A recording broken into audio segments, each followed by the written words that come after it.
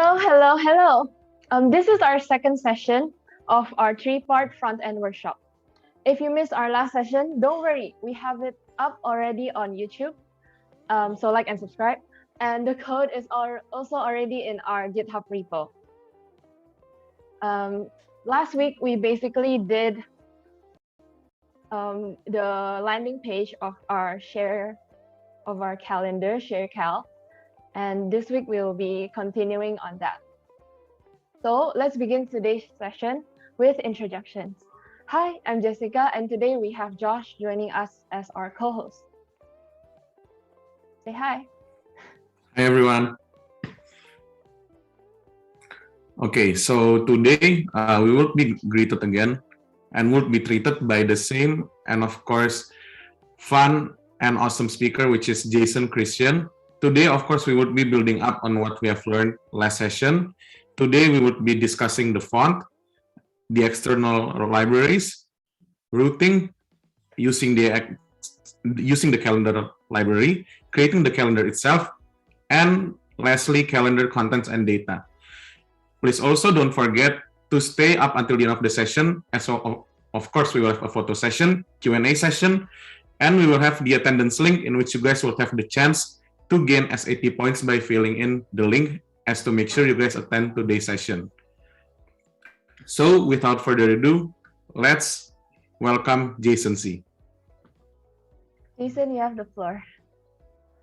Okay, thank you very much, Jessica and Josh. So, hello everyone, welcome back to GDSC workshop, the front-end journey.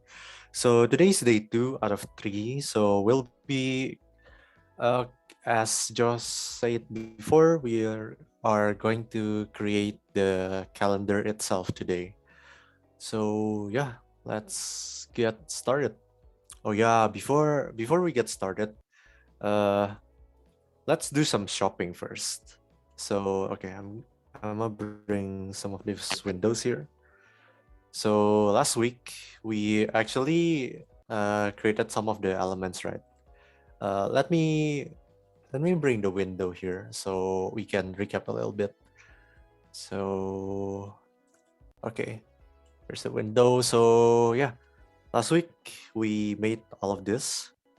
So we have welcome to ShareCal, and we have the input boxes, and we created these buttons. So we created the input boxes and we created the buttons as its separate components, and we can style the buttons like this because it's separate components. Also, we talked about states and variables. So the buttons here, we can set it up so that it does something. So last week we also did like this random name function here. So if we click the button, it will generate a random name based on what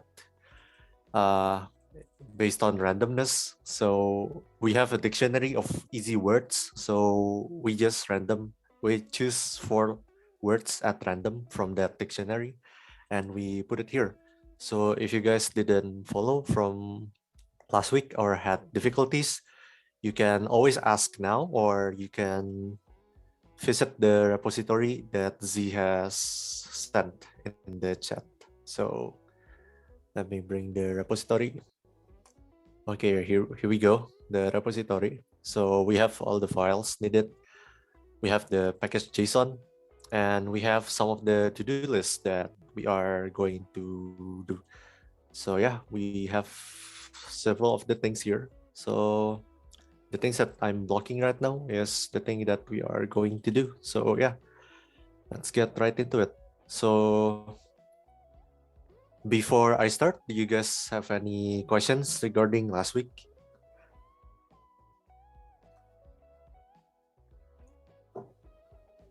If you guys don't have any questions regarding last week, yeah, we can start shopping. So okay, let me bring my VS Code to that. Okay, this is my VS Code. Let's zoom one time and then Ctrl+Shift+P, screencast mode. Okay, everything is in order. So okay, once you open your VS Code, don't forget to hit npm start. So you type npm start here, and then you press enter to start up the server. And when the server has started, this will pop up in your browser. So okay, let's go shopping. So first of all, we are going to shop for some fonts here. So at fonts.google.com, here Google provides us with a lot of free fonts. So you guys can see here. Let's go to the home directory. Okay. So there's a lot of fonts here. You guys can choose any of these fonts for your projects. It's completely free, I think. And you guys can just download it or use it for your web projects or Android projects or whatever. And for the two fonts that we chose in the Figma here, I'm gonna bring the Figma again. Okay, here we go. So we use some fonts here. So welcome to Circle, and then the fonts are different. So in the app that we have created, we still use the default font. So yeah, let's try to download it. So to download these fonts, actually, you don't need to download it. You just need to copy this link here. So when you select a font here, you can click this button to select the style. And then if you select this, on the right, you will see all of the fonts that is currently in your cart. So currently I have JetBrains Mono, I have Just, and Tapestry. But Tapestry is just an example. I'm gonna delete it. So these are the two fonts that we need. So I'm gonna copy this to the chat. So, okay. These are the two fonts that we use in this project.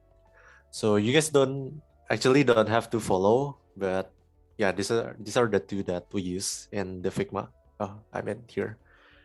So yeah. So to download, you select the style, and then this will pop up on the right. And all you have to do is just select this thing, this HTML element, and then you go to your VS Code.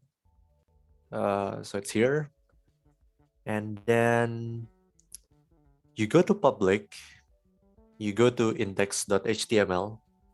Okay, so this index.html is actually the skeleton of your actual web app. So everything is generated here.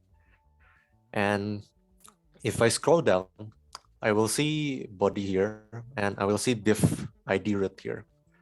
So root here is where our React code will live. So everything that gets inserted into the HTML will be inserted in the root here, and everything else is just the skeleton. And since this is the skeleton, we can insert our fonts here. So let's just insert it below here, but anywhere is fine as long as it is in the head. So I'm just gonna Control V. Okay. So I have it here, and then all I have to do is just hit save. And that should be it. So ignore the warnings here. So if I have pasted it here, I should be able to use it. So you can see that it has not changed yet because we haven't specified the font family. So let's go to home.css, or no, actually index.css. You know what? No, never mind. Home.css. Okay. So let's go to home.jsx2. So you can see here that we are using an H1 and H2 here. So to use the font, we can just do this H1, H2, and font family equals to, let's alt tab for a second. Okay, so this is JetBrains. So to use it, you can select this you guys can copy this. So CSS rules to specify families. So copy this first one because it says JetBrains mono. So just paste it here and then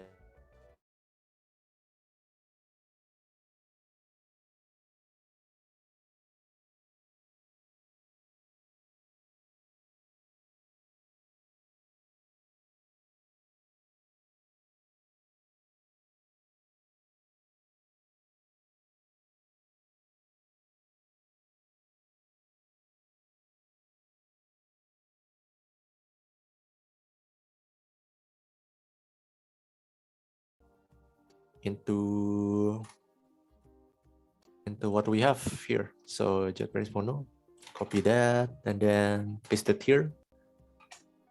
Save it and bam. Now everything's changed. So yeah, except for these buttons here, which I think you have to specify it again there, but that's fine. Let's just copy that and then go to button CSS and do it here too. Save it, go to input box and do it there too. And then hit save and bam. Okay, so looks pretty similar, except this two is not bolded. So let's change that. So go to home CSS, go to H1 and H2. So font weight. So font weight specifies the boldness or thinness of a word, of a font. So you guys can see numbers here. Because usually designers, they don't use words like bold or light. They use numbers. So 100 is the thinnest and 900 is the boldest. So you guys can see here from Google Fonts, yeah, it says thin 100, thin 100 italic, 200 until 800. So it's just the thinness. So yeah, this is, yeah, if you guys are into design, yeah, this is it. So the regular is 400. So let's set that 400 and then go back here and okay. I think, okay, so calendar sharing is a different font. So it's the Just one. So let's go to Just. Okay, this is it. Copy that one.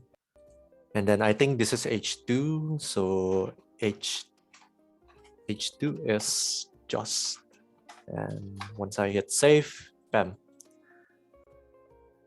It's similar enough. Okay. Okay, so that's it for fonts. So I think we have done that. Oh yeah, I forgot to bring my notepad. Hold on.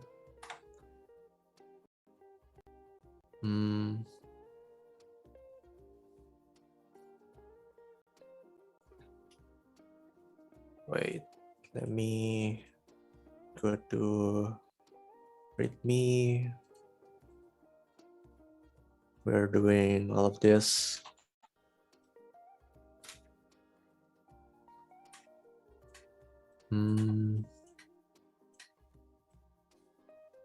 Okay. Put this as small. View. Always on top. View. Posted. Okay. So we have done fonts. And now I'm gonna switch this actually. Okay. So now that we have done fonts, let's do external libraries. Okay. So that's it for the fonts. So, okay. I want you guys to open your terminal here. Because you are already npm start, you cannot type anything here. So what you want to do is you hit this plus button to summon a new terminal. And so you can type anything here. So using this terminal, we are going to install two libraries that we are going to use today. So the first one that we are going to install is called React Router. So let's search React Router in the internet. Let's go to the main site actually. Okay. So React Router, it doesn't really explain. Oh, okay. It explains this here. So React Router is basically routing in your website. So what is routing? Routing basically means when you click a button, it goes to another page. So yeah, you can see the demonstration here. So sales, invoices, 2000, something. So this library makes it possible for us to go to different pages. And yeah, because we are not only using one page, right? We have the main page and we have the calendar page. So we have 2 pages in total. And this is what we need here. And yeah, basically that's what it does. So yeah, we have to install this. And the second library that we are going to use is called DJS. So DJS is a JavaScript date utility library. So it deals with dates because we are making a calendar, right? So of course we need like functions that deals with dates and stuff. So I found this really handy, and it only adds 2 kilobytes to your project. So it's not big, it's small. So yeah, you guys have to remember too, yeah, if you guys install a lot of libraries, your project will be larger, right? You will increase the kilobytes into megabytes and so on. So my tip is just to use the minimum amount of libraries. And if you only need a library for let's say one function and only one function in your entire project, maybe you should create your own function for that, just so your project doesn't get too big. But I guess that's a concern for like later. See, it's okay to install libraries, just not too much. So yeah, React Router and DJS. So how do we install libraries or the synonymous dependencies? So okay, we have our terminal open. So to install, what you want to do is type npm install React Router DOM. Okay, so how do I know it's React Router DOM? So you just the website already provides it. See, I think it's documentation. Installation. Okay, here we go. So where is it? Oh, okay, here we go. Okay, here.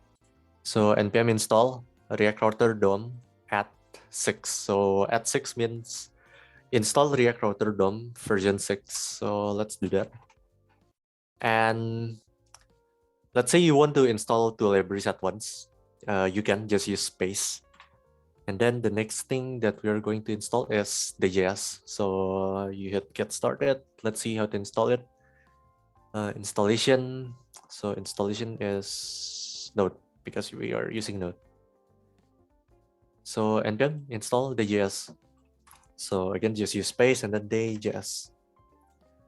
Okay, after you type this, you hit enter. And then it should install everything. It's gonna load for a second because it's gonna download it from the internet. And then yeah, okay. Everything should be here, and if you have installed it, then yeah, you can use the library straight up. So that's external libraries done, and let's go to routing next. So routing. So because we have installed React Router DOM, we can use it. Oh yeah, by the way, all the libraries that you use, all the libraries that you installed, when you install it from the terminal, it will appear in package.json here. So you guys can see here, there's 2 green lines here. The 2 green lines means that these are the 2 new libraries that we've added since the last git commit that we've done. So we added React Router DOM, version 6.3.0, and the JS version 1.11.1. So yeah, these are the two libraries, and this is the entire libraries that we use. And yeah, and package lock.json is just this very long file. It's not really for viewing. See, this is just a metadata so that npm install faster. But that's basically it. So okay, let's use React Router DOM. So to use it, here are the things that you need to do. First, you go to index.js, and then you select app, and then you hit Ctrl+Shift+P. Again, let's use this tip that I showed you guys last week. So wrap with abbreviation, and you type browser router. So camel case browser router, and then you hit enter. And it's gonna show red squiggly lines because we haven't imported it yet. So what you wanna do is you go here to the right side of the R letter in browser router. So what we are going to do is we are going to invoke the Visual Studio Code IntelliSense. So if you have one here, you hit Control space, and then the autocomplete will show browser router, React Router DOM, and you just hit enter, and it's gonna import. Cool. Oh yeah, it will also generate this parenthesis, but we don't need it, so just delete it. And yeah, okay, it's all green, no reds.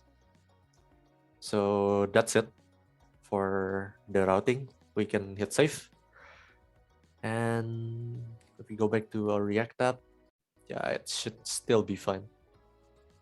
Okay, that's the thing that you have to do, see, to use routing. And now we can just use it. So let's go to app.js. So here we are going to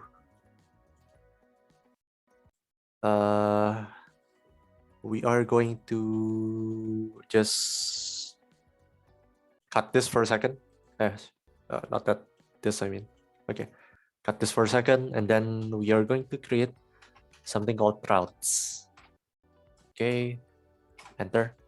So routes is needed by React Router DOM to create routes, basically. So we can create several pages here. And so let's create a new route. So you need routes first, and then you can create the actual route.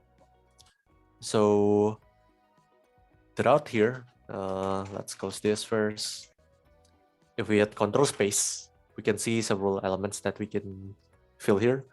But the first one, the obligatory one, is path. So path is /. So this means that this is the index, the directory that when you open the website, this will open first. And besides that, we can type element equals the one that we cut before. So this div class name app home div and so on. So let's hit that. So let's save, and yeah, it should still be fine. Now let's put this side by side actually. Okay. So we have saved, but nothing happened yet. So that's fine. And so we have created this, right? So let's create a new page in the pages directory. So new file. So we are going to create the calendar page. So calendar.jsx. So remember, the first letter is uppercase, and then it ends in JSX or JS, whatever. But I normally like it to be JSX for React components. So enter, and we just create function calendar and return div calendar works just to test, and then export default calendar. Save it, and okay. And let's go back to app.js. And let's create another route. So route here, and then path is cal, and then follow this ID. And then the element will be calendar that we have created before. Close it, and then close the route. Okay, that was a mouthful, so if you guys are lost, follow this. So we're gonna wait for a second, and once we hit save, okay, nothing will happen yet, but that's because we are not in this path yet. So what I just made here, this means that we have created a new route. So the path is /cal/:ID. So :ID here is what we call a parameter variable. So the ID can be anything. Basically, the ID can be anything. That's because when we create a calendar later on in our finish app, we can share calendars to our friends, right? So let's say share cal.com/cal/bruh. And then another friend can make a calendar, and the path can be my precious calendar. So basically, the string that is besides cal is variable, right? It can be anything. So we put :ID. So ID is the variable that we will reference later. So yeah, let's change the URL here to cal/.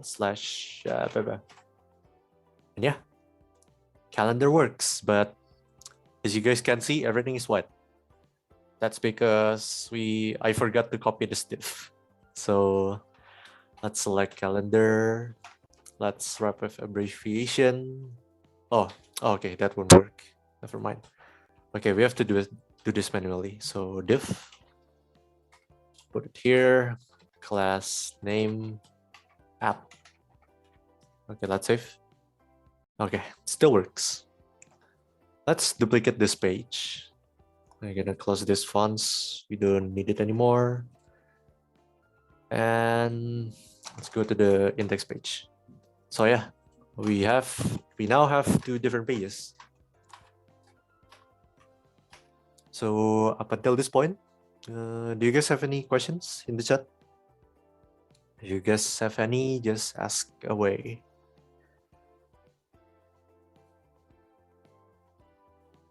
So we are going to create the calendar in this page, in the calendar component.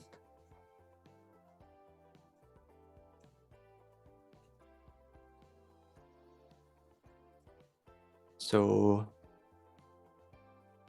there's no question, let's continue.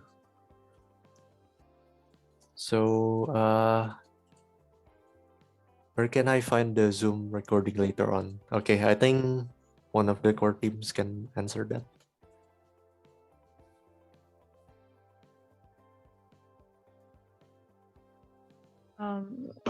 There's a question in the chat. Oh yeah, where can I find the Zoom recording later?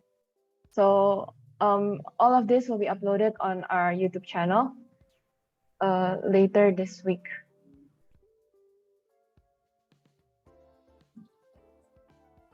I think our channel name is Binus Inter GDSC, but okay. Okay. There it is. Sip. Chanle.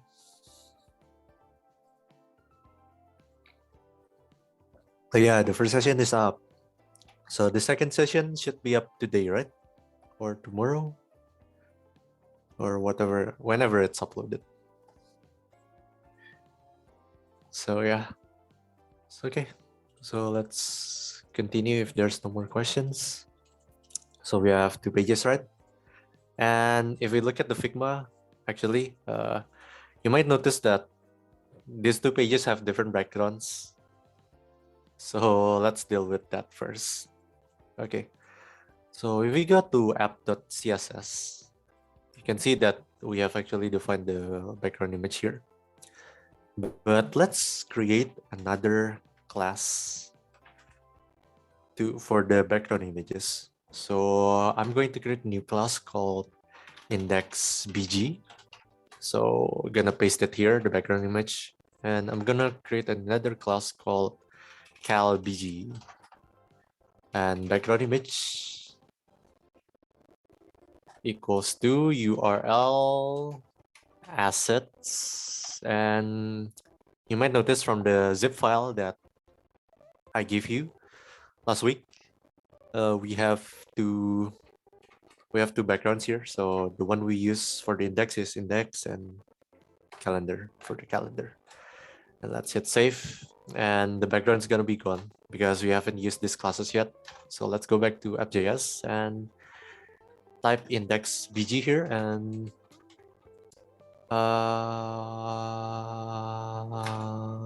Qalbiah. Let's hit save, and bam. Okay, it's working. Yeah, so that's basically it. So that's how you utilize two classes in CSS. It's useful. So yeah, we have that covered. And now let's create the top part of the calendar. So we create the, what do you call it? Header. So again, we need another file here. So I kind of forgot to give you guys the file. So let me search it. Reveal in File Explorer. Okay. I uploaded into the chat. So yeah, you guys can download it. So again, we have a structure in our project. So let's put it into assets. So right click assets, reveal in File Explorer. But we have to go to assets again, and then we put our header logo in here. So download it and move it to assets. And yeah, okay.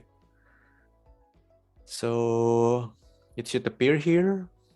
Okay, and let's create the actual calendar then.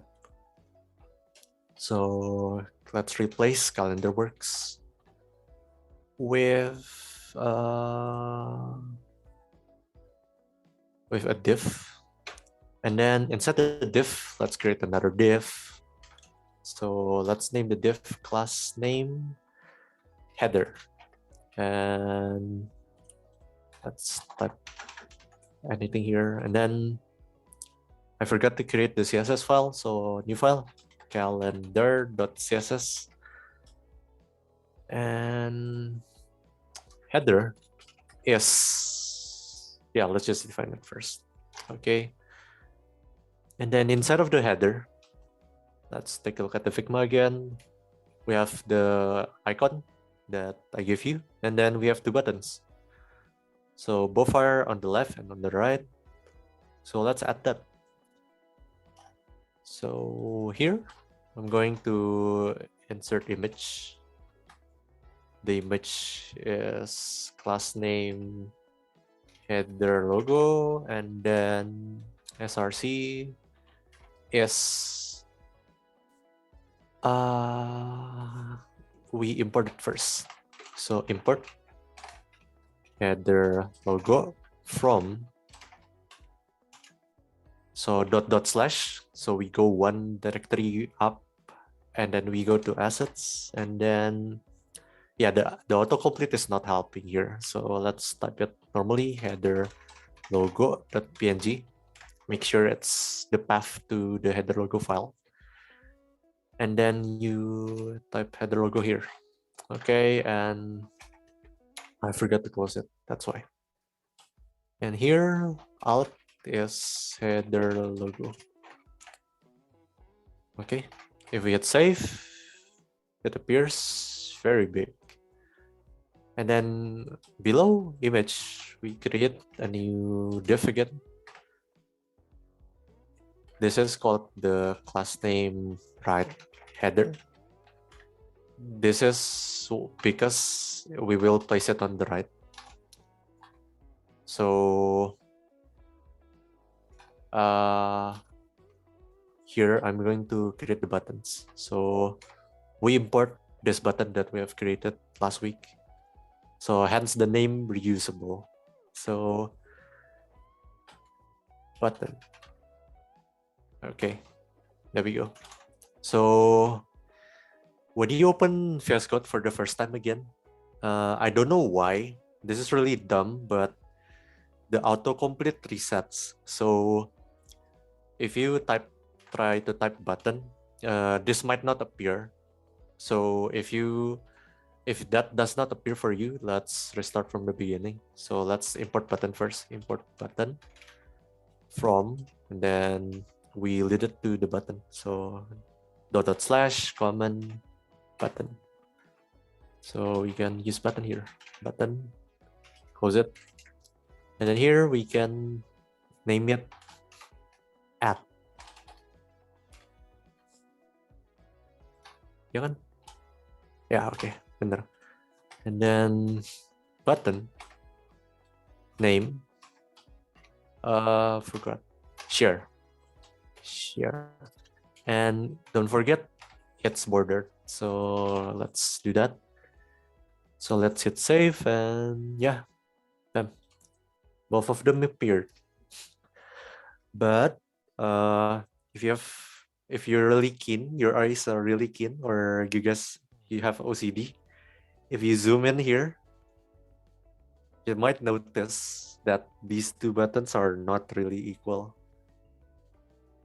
So the button that has a border is slightly larger than the button that has no border. So this is a mistake that I made last week. So, but that's okay, we can fix it now. So this is a CSS problem. So this happens because the border is spawned outside of the box, the main box. So that's why. But we can fix it using some things. So the things that we have to use is we cannot use padding. But instead we have to specify the height and the width explicitly. So yeah, let's remove the heading first by commenting it out. So to comment, yeah, you press Ctrl/, and then let's define the width and height explicitly. So the min width, so I use min width because if we have a really long text, the button will like be long itself, right? It will enlarge itself. So we don't use width, but we use min width. So min width means that this button, the minimum width is 120 pixels. And the height, so we just use height. We don't use min height because the button will not get any higher. So the height is 40 pixels. So let's hit save first. And okay, it's already fixed. So instead of padding, you use min width and height. So that's that. And yeah. So let's test by making the share text longer. So and yeah, there we go. It can expand. It can enlarge itself. So if I use width instead, this will not happen. Yeah, the text will just be hidden behind it. And so yeah, if this doesn't look right to you, that's because there's no padding on the left and right. So we can bring back padding, but we are just going to apply padding to the left and to the right. So we set the first value to 0. So 0 defines the top and bottom, but the second value defines the left and right. So we can set that to 16 pixels, and bam, looks more tidier now. And we can bring this back into share. And yeah, okay. And Okay, now we have this, but it's not quite right yet. So what you want to do is you tidy this up using flexboxes. The method that I prefer is flexboxes, but I think there's different methods such as grid and stuff. But I really like flexboxes. And okay, you guys might be thinking, why am I using this like structure, HTML structure, like div here, div here? This really depends on what type of method you want to use. So it's really up to you.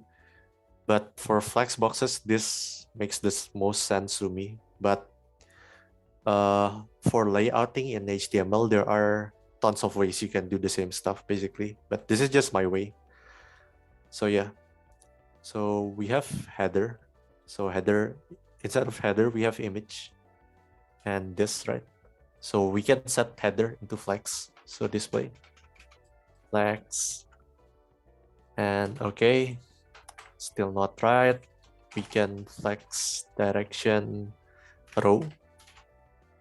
And okay, I don't think it's right because wait. Okay, I think I know why. Okay, I haven't imported it yet. Import calendar.css and then okay. So it's on the right, but it's not still not quite right because it's not in the middle. So what you want to do is type align items center and bam. Okay, looks more right, but the image is too big. So let's type header and header logo. Okay, header logo, and let's set the height into 48 pixels and bam. Okay, so it's pretty similar, but in Figma the buttons are on the right, so let's do that.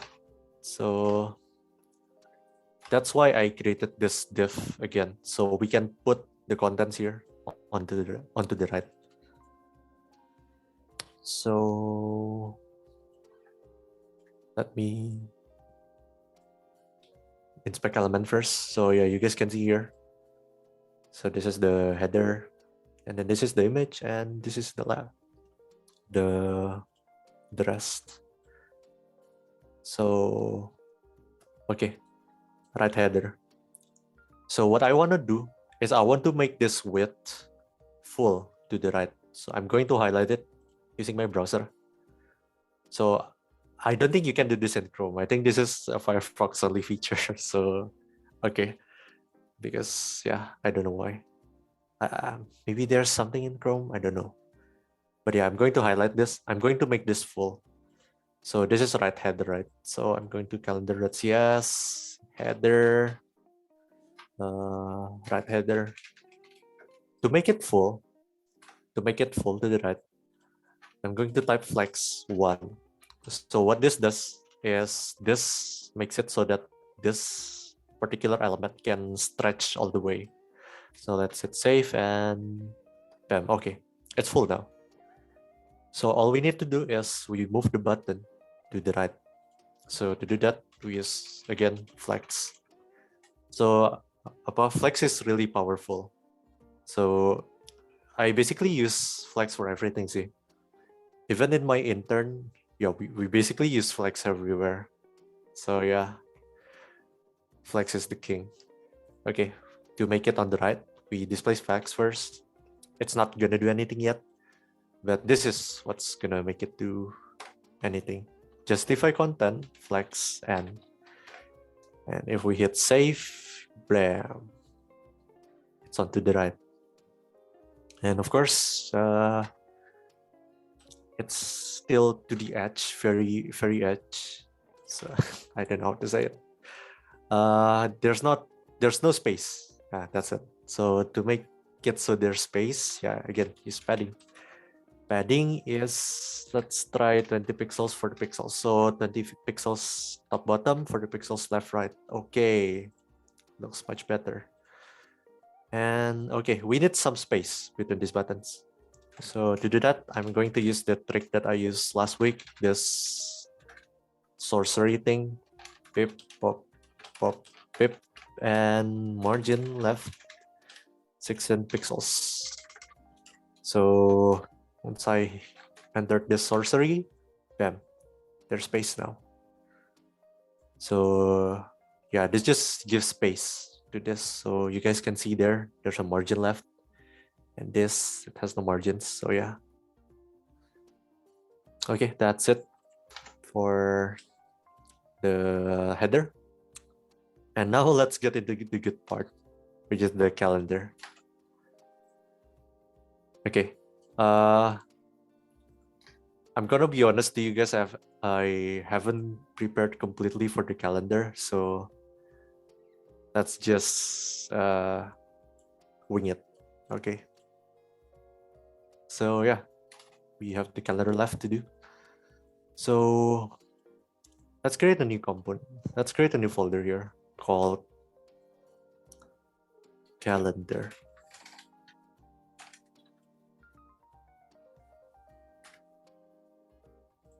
And inside, I'm going to create something called calendar component. Yeah, this is not a really good name, but I can't think of anything better. So yeah. So inside here, you just define your function as usual, calendar component, return div tests, and then export default calendar component, and then semicolon. And then in calendar, below header, you type a new div. And then here, just insert calendar component and close it. And if you say hit save, okay, now it appears. And okay, so we make the calendar here. So let's create calendar component.css. Let's do this, and class name equals to calendar. That's it, save. And in the CSS, we define calendar. And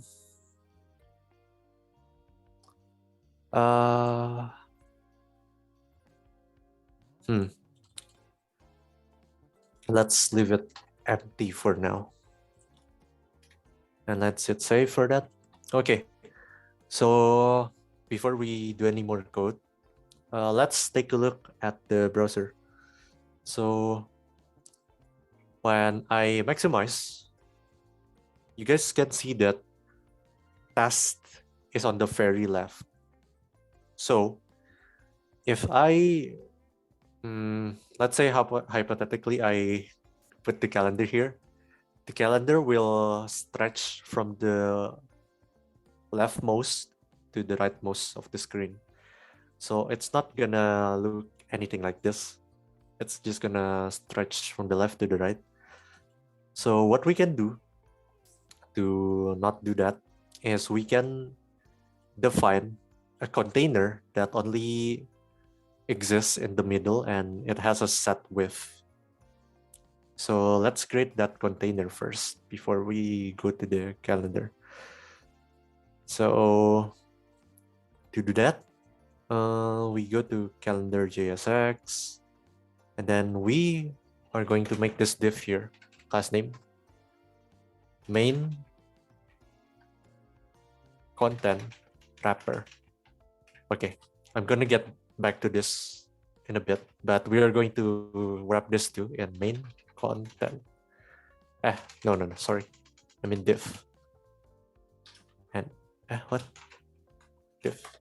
Okay, and the class name is going to be main content. So we have main content wrapper and main content. So main content wrapper, the function of the wrapper is so we can put it into the middle. So we can put display flex and justify content center to make main content in the middle. And main content, we are going to set the width in main content. So let's go to calendar CSS. Let's do main content first. So main content, the width is going to be, let's say, 800 pixels. Okay.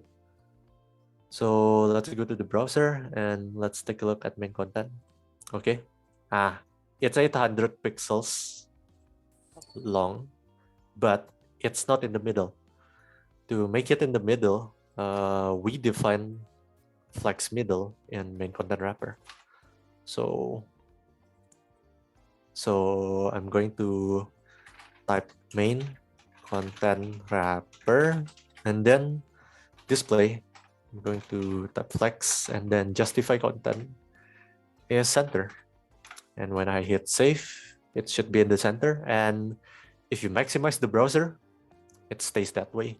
So if we make our calendar in this box, the calendar is just going to be the width of this box. So yeah, we have the preliminary things done. And so yeah, calendar time. Before that, let's take a break first, 3 minutes. I have to go to the toilet. And if you guys have any questions, you can ask right away in the chat and I'll answer once I go back. Okay.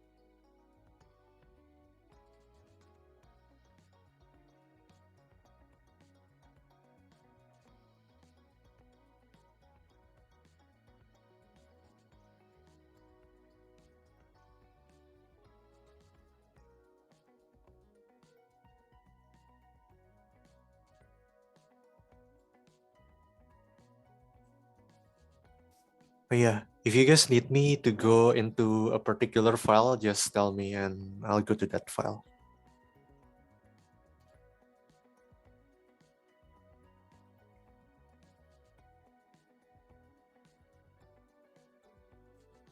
Oh yeah, while I'm at it, let's commit actually.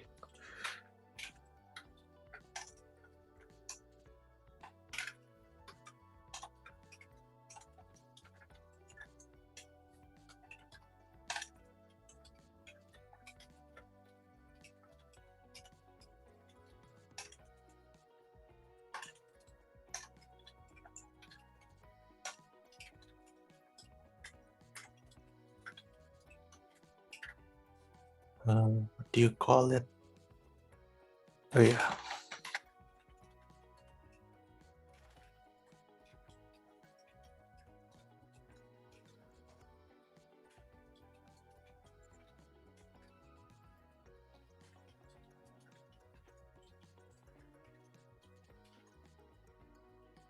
Okay, I have pushed. So yeah, you guys can look at the GitHub. Oh yeah, I forgot. Before this, I got asked how to run the repository. So let's add instructions on how to do that.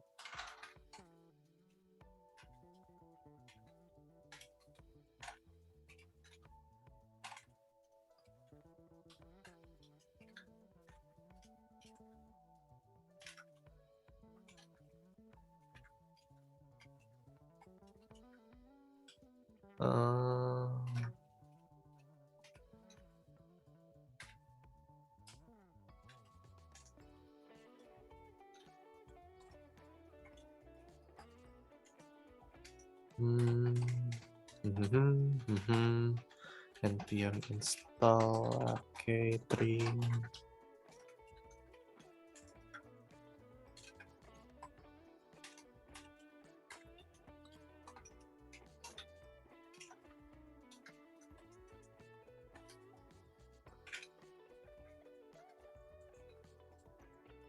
Aduh, I cannot see.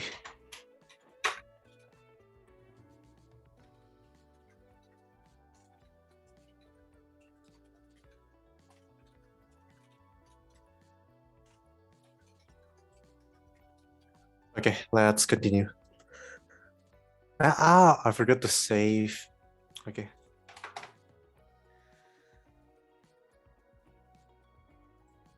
Okay, that's done. Let's continue with the calendar.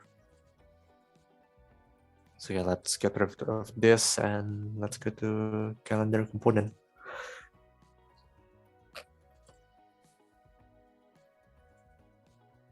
Okay, so here we are actually gonna make the calendar. So let's see, where do we start?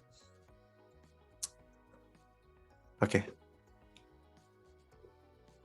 I think we start by creating this CSS. So we have a CSS class name called calendar. And in calendar, you define, this is going to be, the calendar is going to be flex. But, okay, let's cover this in something else. So wrap with abbreviation and div. Okay, let's cover it in div again. And the class name is going to be calendar. While this is going to be calendar, the main calendar. Okay, that's the distinction. So let's go to the CSS. So I'll change this into main calendar too. And in main calendar, you type display flex because it's gonna be flex again. So flex is really powerful. You can even make a calendar with this. We're going to make something like this, basically. And this is another one that we have to type called flex wrap. Okay, so to understand what this does, let's take a look at csstricks.com. So basically, when we create a flex container, everything will be lined up inside, right? Left to right or top to bottom. And if we don't use flex wrap, the default is going to be no wrap. And this is the demonstration. Basically, the red one is no wrap and the yellow one is wrap. And if I resize this container, and if I resize, yeah, you guys can see what will happen, right? So the yellow one will wrap around. So wrap around means that if we run out of space to display these boxes, it will go to the bottom. And for the red one, this has no wrap. So if we run out of space for the boxes, we just resize the boxes. So that's what it does. So the principle here is we create, for this calendar here, we create 1, 2, 3, 4, 5, 7, 1, 2, 3, 4, 5. We create 35 boxes. So from the left all the way to the right. And then because we use flex wrap, it's just going to display 7 and then 7 and then 7 and then 7 and then 7. That's it. So that's the logic that we're going to base on. And so, yeah. So that's why the code to use flex wrap. And okay. And we are going to define another one called cell. So cell here, cell means let's do it like this, save it. Cell is the boxes. is the boxes inside of the calendar. So this one is a cell, this one's a cell, and so on. So we create cells inside. So let's test by creating some cells. So div plus name cell, and then close it, and then let's type whatever, and let's copy this cell this amount of times. Okay, so first of all, not what we wanted at all. That's because wait. Okay, that's because we haven't set the width. So each of the cells here, the width is 100%. So it will fill the box from the left to the right. But we don't want that, right? We want to set the width so that we can fit 7 of these cells inside of a single row. So we need to fit 7 boxes. Why 7? Because a week has 7 days. So to do that, we have to set the width here. Width. So how can we fit 7 inside of one box? So you might not believe this, but you have to use math. Shocker. So the math is 100% divided by 7. So 14 point this, just copy it, insert it into the CSS. You add percent to the end. So each of the cell, the width is going to be 14%. 14%.3 something approximately. So this tells the browser so that it can fit 7. So hit save and still doesn't work. Okay. I wonder why. I think I have to specify flex direction row. No. Okay, hold on, yeah. I'm gonna cheat.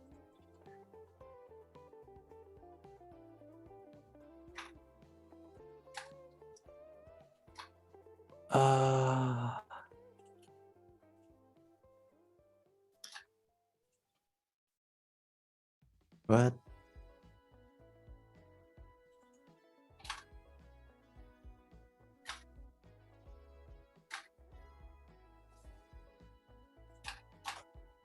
Oh my god. Okay. I haven't imported yet.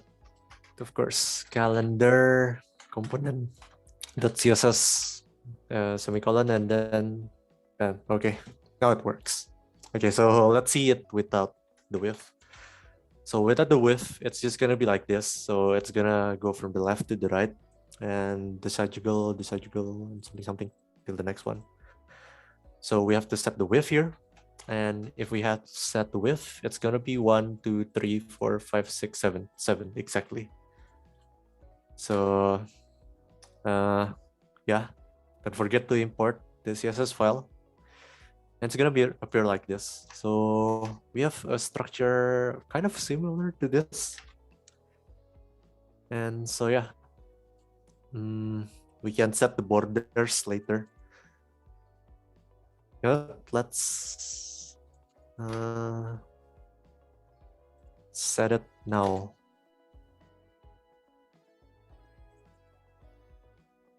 So let's create another one, main calendar. .cell .dates. Okay. So you might notice here that I don't use space.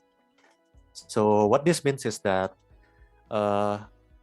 classes that has cell and dates will be applied this here. So let's say a border 1 pixel, white, solid.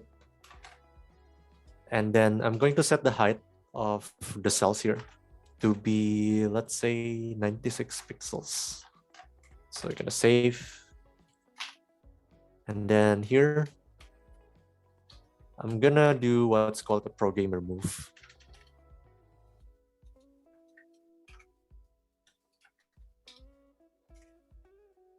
There we go. And okay, you might notice that why is it 6 now? Why is it not 7? That's because I forgot to add one more element that is called box sizing. So the explanation is that because we added a border, so the border is 1 pixel, right? So because we have added a border here, it kind of messes up this here. So now that we have a border, it's not 14.3% anymore, but it's slightly more than that. And because it's slightly more than that, it doesn't fit anymore. It doesn't fit 7 anymore here. So mau gak mau harus dikebawahin. So to do that, we use this CSS element called box sizing and border box. So what this does is it will include the border width, which is 1 pixel, into this. And if we hit save, bam, fixed again. And so yeah, that's that. And yeah, we have 7 now. Cool. So that's the calendar cells then. So let's summon the days. Summon the days. I'm going to summon MTU WTFF SSS here. So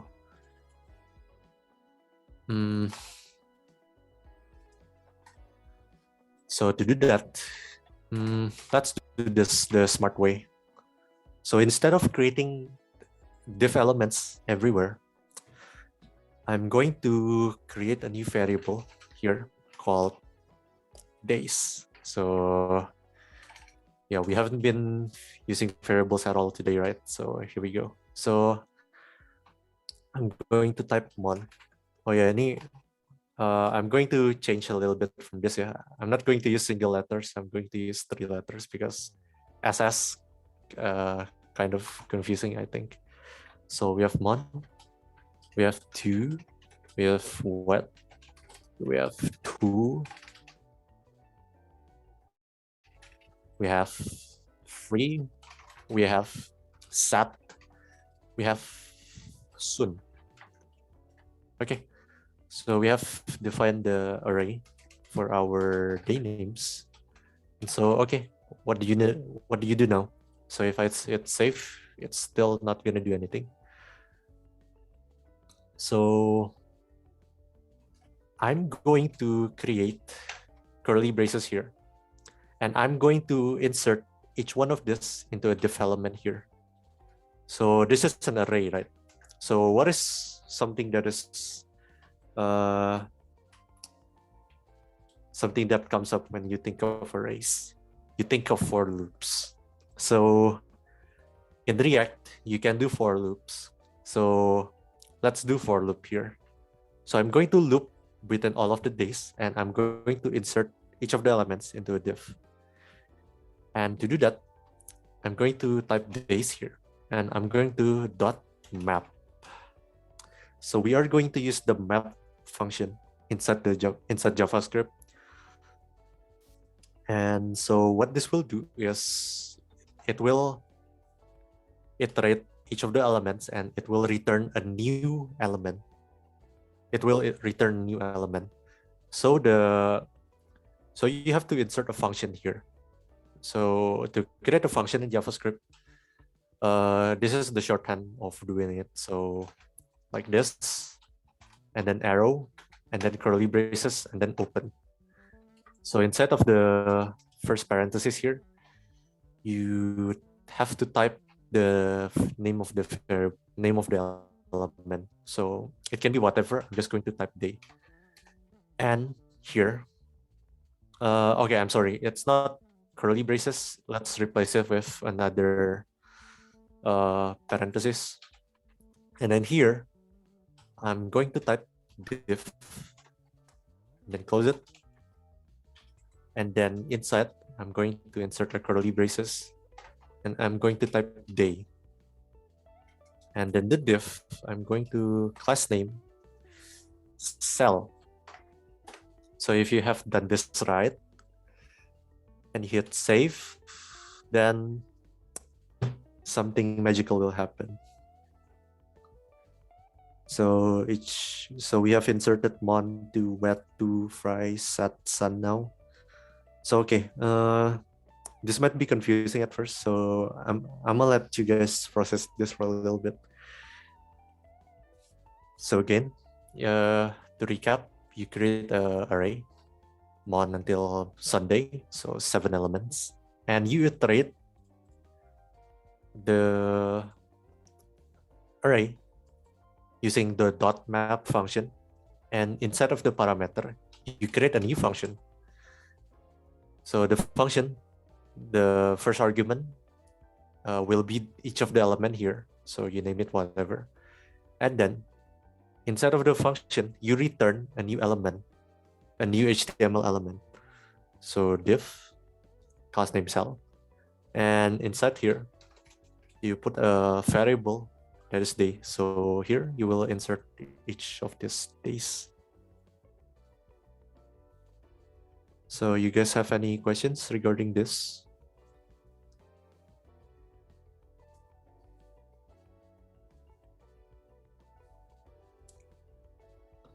If not, let's continue. Okay. So yeah, we have this now.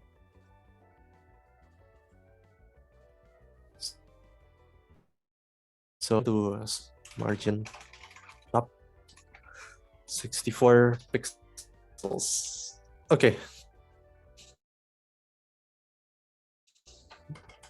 Now we have some breathing room.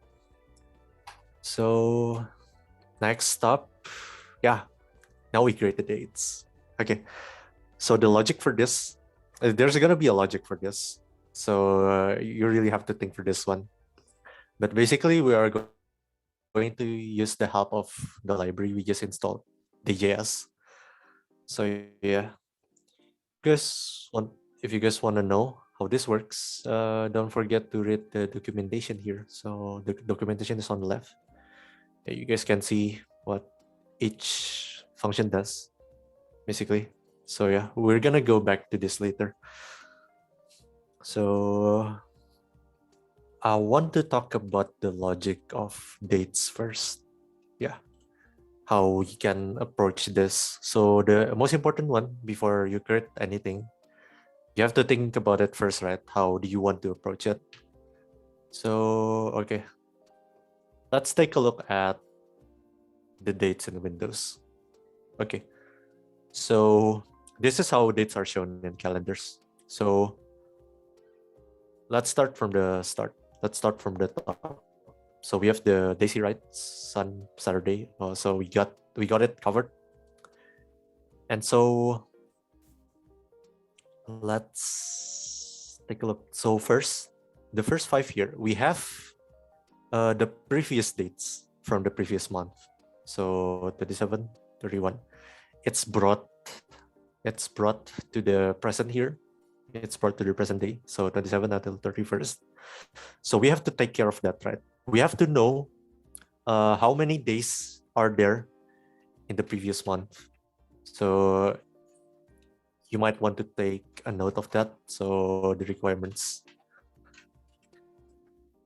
Know the number of dates in previous months. And after we know the number of dates in the previous month, we have to show it from the beginning of the cell. So 27, that means. So how do we know the beginning of the cell? We have to know the first day in the month, in the current month. Know the position of the first day in the current month. The position just means that what day. So Friday. So if the first day starts on a Friday, that means we have to fill in for Sunday, Monday until Thursday. We have to fill this with the previous month. And after that, you have the month, of course. You have the entire month. So 1 until 30. So 30 is the last day of the month. And then if there's any extra, so let's take a look at May. So if there's any extra, so like this, it ends on a Tuesday. We have to fill the rest with the days of the next month. So that's the requirements that what we have to do. So now that we have that covered, yeah, you can start searching on day.js on the functions that can help you. So for example, date of month, get or set the day of the month, and then you guys can get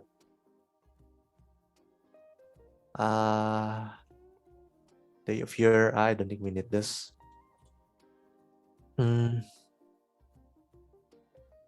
Here. Basically, you can even search like day.js, get how many days in a month to get like is there 31 days in the current month for 30? So this is the function. You guys can search all of this, and then after you have done your preliminary searching, yeah, you guys can take note in Notepad and then start creating it. But I already got some of the code written down, so yeah, we can just start. So the first thing that we need to do is, let's create this first, the previous months. So to do that, we need to know the number of dates in the previous month. Okay.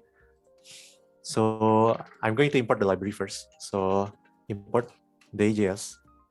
It should appear in the autocomplete. Or if it doesn't appear for you, just type this. Just type this, and then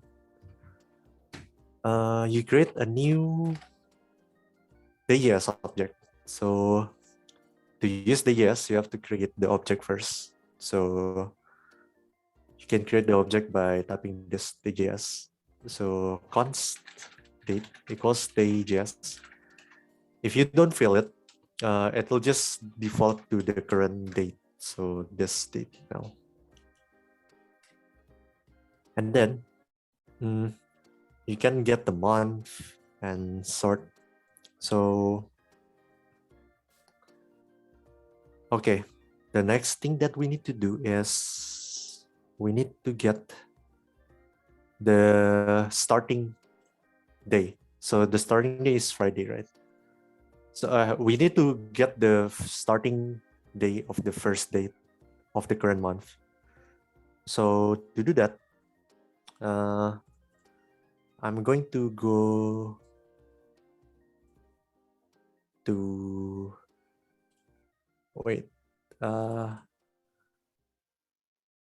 minute date of month. Okay, here we go. So get or set day of the month. So I'm going to create a variable called starting day position. So it's going to be date dot. I'm going to set the date to 0. To 1. So 1 is the starting date. So I'm going to set it to 1. And then I'm going to get the day. What day is it? So if you hover day, you will get the day of the week. So 0 Sunday, 6 Saturday. Okay. So I messed up. So this library, it begins the calendar with Sunday first. So I have to move this Sunday to the beginning. Okay, let's hit save. And okay, now it's sun, month, and so on. And okay, we can debug we can see what starting day pos is by console logging, or you can just do this. I'm just going to do this since it will be larger for you guys. Okay, I'm going to cover this in div. Div. You know what? Let's do h1 and class name.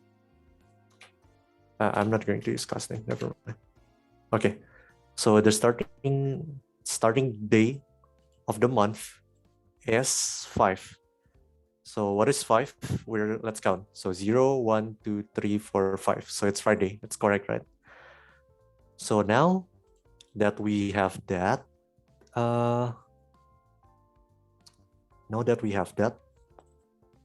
we have to know how many days there are. How many days there are in the previous month. So to do that, let's create a new variable called ref month date. And I'm going to do day js dot month dot. So here I have to insert the previous month. So to know that, let's use the current month. So let's view the month and minus it by 1. So the current month minus by 1. So the current month is 4. So it's gonna be 3, and it's gonna be 3. And then we can get how many days there are by using days in month variable, the one that we just searched in Google. So if you search day.js, how many days in a month, you can get this function. So let's test that. So I'm going to change this variable name into days in ref month, just so it's clear what it does. So let's hit save, and okay, there are 31 days in the previous month. Is that correct? Okay, that's correct. So yeah, okay. Now, let's create the cells here. So let's create the cells here.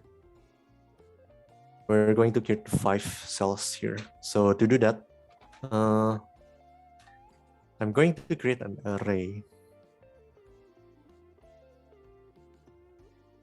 The array is gonna be called ref month. I'm going to use a dollar prefix, just so we know we are going to store div elements here. I'm going to use this array to store div elements. So I'm going to create this and insert it here. And then I'm going to display it here, if that makes sense.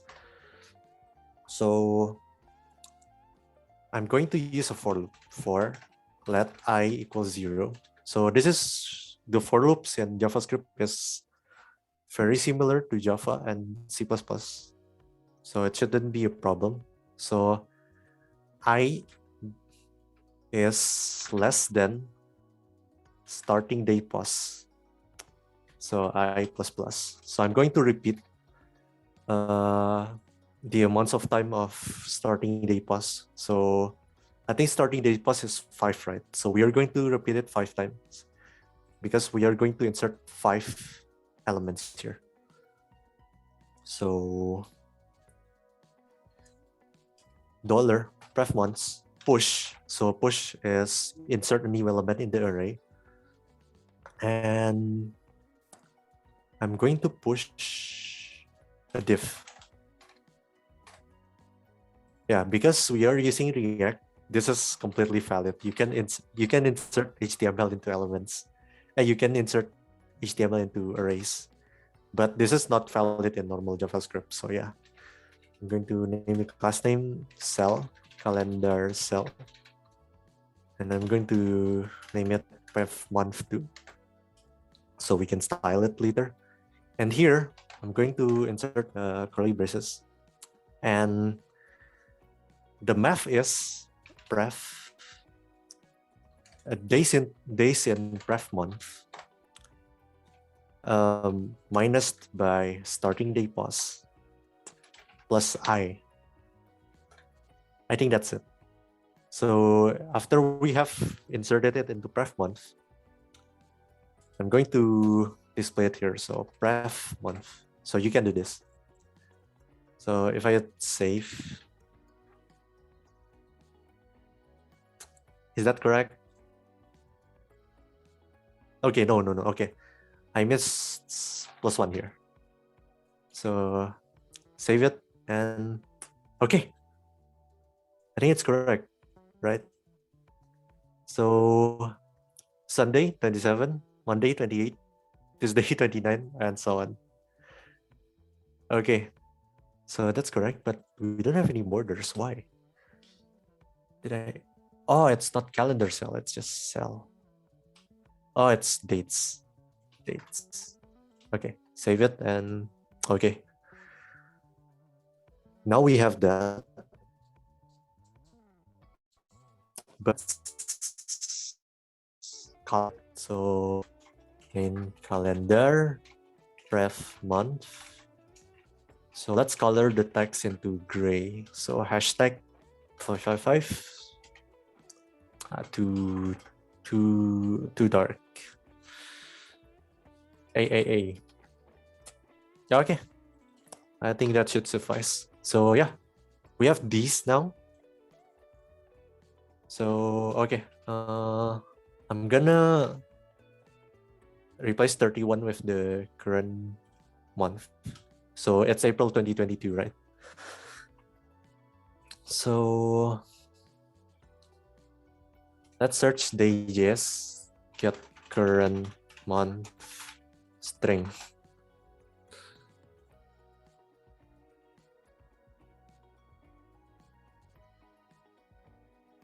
Oh no.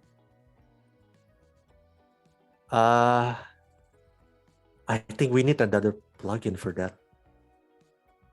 Wait. JavaScript get current month. Yeah, as you guys can see, I've not in this part yet.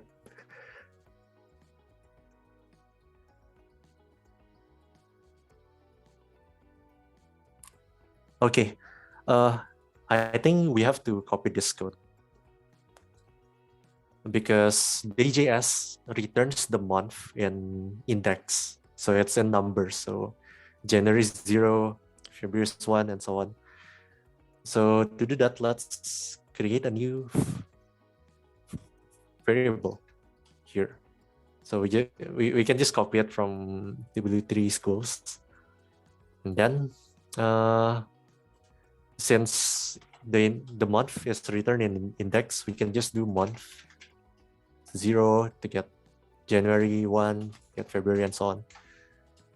So here we can do days, and then in the square brackets we can do date dot month, and then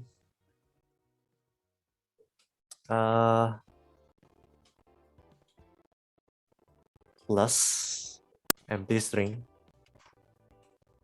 Oh, I can just do this actually. And then date dot year. Oh yeah, don't forget the verses here. So you hit save. Oh, it's not days, it's supposed to be month.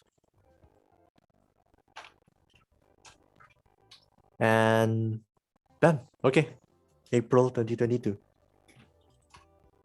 So that's it. And let's create the rest of the days. So after 5 months, let's delete this.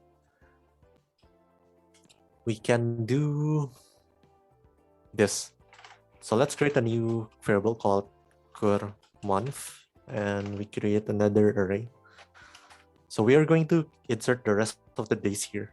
So for let I equals 0, I less than, let's create a new variable called days in cur month. So dayjs dot month dot dayjs go dot days in month. I don't need to do this. I just need to date the days in month. Okay. Yeah, I can do this too. So days in current month, and then I plus plus, and then I can just copy this code and put it here, but change ref month into current month, and delete this class, and then change this into I, and let's hit save. And oh yeah, I haven't inserted it, so current month, and bam.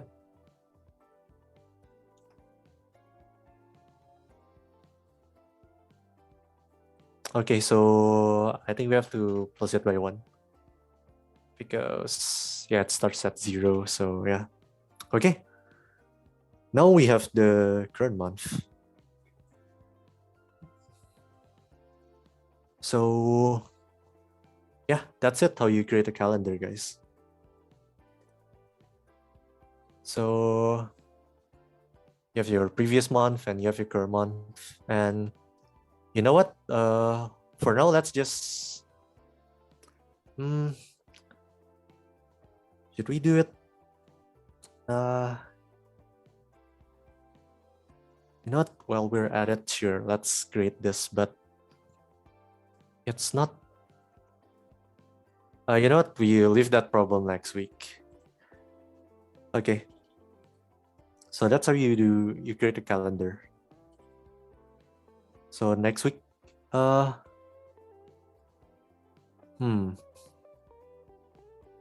think we're running out of time too.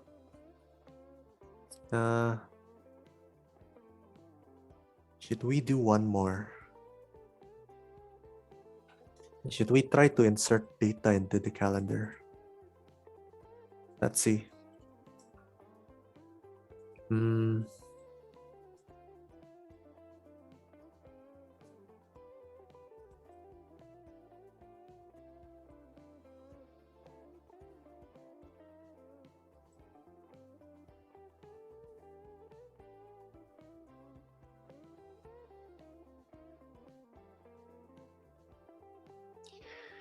You know what? Let's try to create one data. So next week, when we are going to hit the backend, we are going to receive data, right? So we can create data, and then we can insert it into the backend, and then we can get data. And we are going to get the data like this. So this one of these is supposed to have the title of the event, and when you click it, it's gonna the content's gonna appear, and you can see what is currently on this date. So let's try making a fake data. So I'm going to create a fake data here. So const fake data equals to an array. So I will copy this fake data later, but basically inside of fake data, this is pretty much is going to be what we will be receiving from the backend next week. So inside of fake data, you have the date, which is going to be the date of when it is happening. So let's leave it as null first.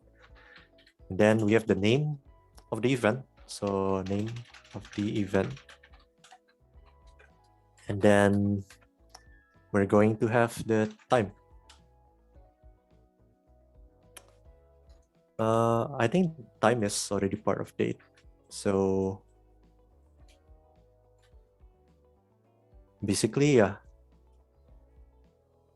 this is what we will be receiving pretty much.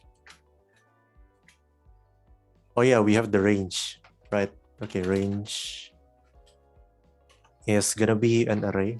So it's gonna be the starting and the end. So range can be Range can be empty if it doesn't have a range. And it's gonna have a notes too. So notes is notes for my epic event. So, okay. Let me bring up a browser here first. So,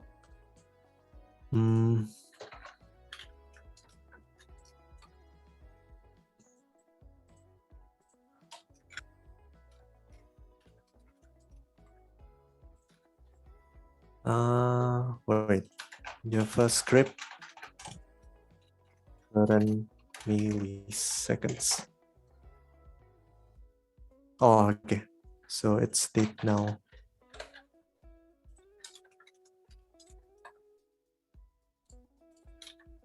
Okay. So I'm going to fill this date into this. So this is the current date, the current date. So we are going to receive the data like this. And so we will be able to display it here. So let's try to insert this data before 3. Yeah?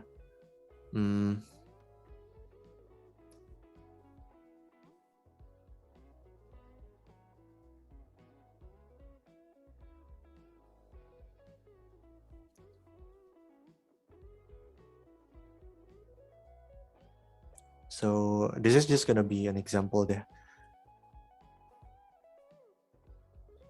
Per month is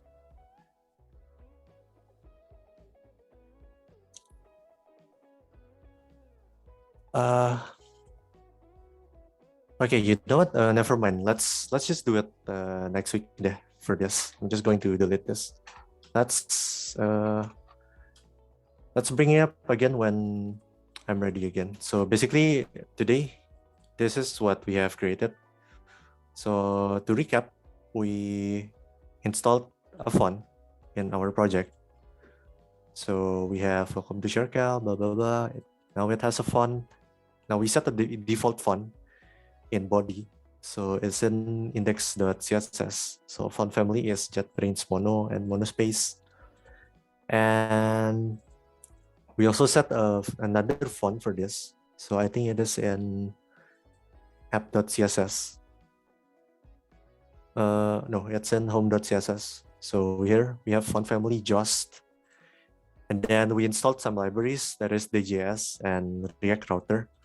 So for React Router, we use it to make pages.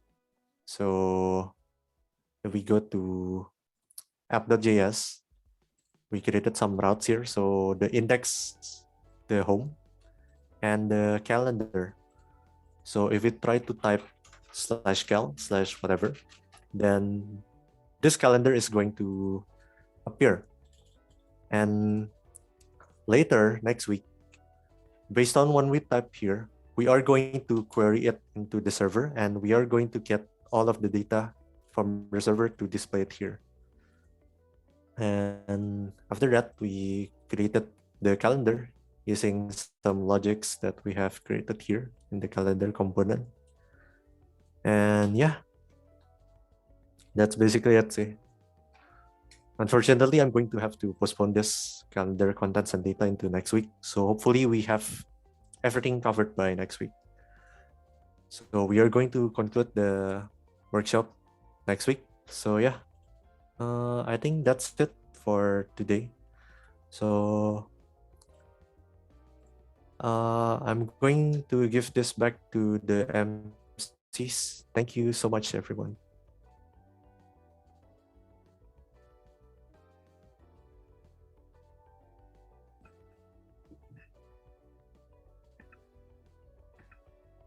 Okay, thank you, Jason. That was a very interesting topic of presentation that you were presenting today. I really enjoyed the external libraries, as there are some libraries that I just knew, like day.js, and that will definitely help my projects to further my study in CS, of course. How about you, Jessica? Yes, I agree. Today's session was absolutely informative. I know Jason is open to any questions from the audiences. So if you guys have any questions, please feel free to place it in the chat box, or you can also unmute and ask um, the great man himself directly. While we wait for some questions, I'm super interested in. I also have a personal question for Jason. If that's all right. Okay. Like at the part where you were like adjusting the add and share buttons when the sizes were not the same. Yeah, that one, isn't Huh? it? Could we have used like the border box Oh, okay. yeah, or The is there a specific reason why you chose your method to adjust the sizing? Okay, let's take a look at that. Actually, kok lu tahu sih? Before this, I used border box. I tried to use it, but it doesn't work. But setting the width and height explicitly worked. So yeah. So I don't think the border box method will work because of the padding, I think. But this is one of the methods that works here. So I just use this method because this is the first thing that I found. So yeah. Oh, so try and error, yeah. Just go with what works. Okay. Yeah. As long as it is not janky, udah lah ya. Yes, it looks the same anyways.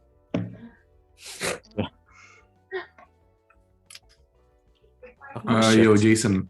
Uh-huh. I also would like to ask a question. Is it possible for the event created in Circle to follow the time zone you are in? As for example, when you do a collaboration with someone, of course they will be in different location, right? Is there a feature in day.js or whatever it is that allows automatic time zone detection of some sort? Okay, that's interesting. I think it's already part of day.js. Okay, you guys, the data that we are going to grab from the backend, we are going to have the time zone here. So let's take a look at this, for example. So we have the year, we have the month, and then date, and then T is the time. So 8 o'clock, 00, and then we have the time zone. So we are going, yeah, there's gonna be a time zone. So if you're in different countries, it's gonna display it as different. I think we can implement that next week. Yeah. And Z here, if I'm not mistaken, Z means that it's GMT 00, so Zulu time. If I remember correctly. Yeah, okay. That's GMT, Greenwich Mean Time.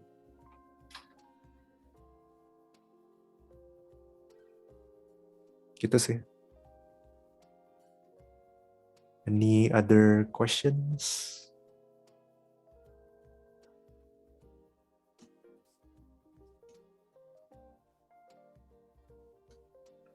Are there any other questions, guys? Just feel free to ask in the chat box.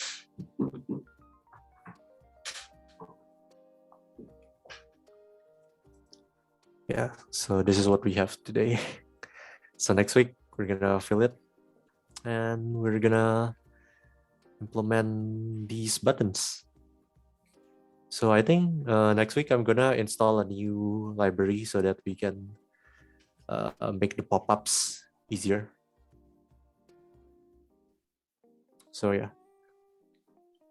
So is that it for today, Jason? I think that's it.